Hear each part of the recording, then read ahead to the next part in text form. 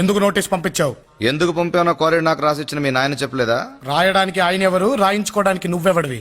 అది నా తాత సొత్తు. తాత సొత్తు మనవడికి మాత్రమే దక్కుతుందని చెప్పలేదా మీ లాయరు? అంటే సెక్షన్ 136 ప్రకారం.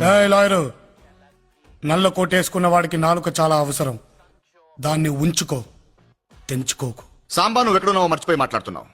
నువ్వు వచ్చిన ఊరు నాది, నువ్వు ఉన్న ఇల్లు నాది, నువ్వు కూర్చున్న కుర్చీ నాది, నీ చుట్టూ ఉన్న బలగం నాది. ఇవన్నీ ఉన్న ఈ సీమ నాది. నేను తలుచుకుంటే నీది అనుకుంటున్న నీ ఊళ్ళో, నీ ఇంట్లో, నీ జనం మధ్య నువ్వు కూర్చున్న నీ కుర్చీ కిందే నిన్ను నీ వాళ్ళని కప్పెట్టేస్తా.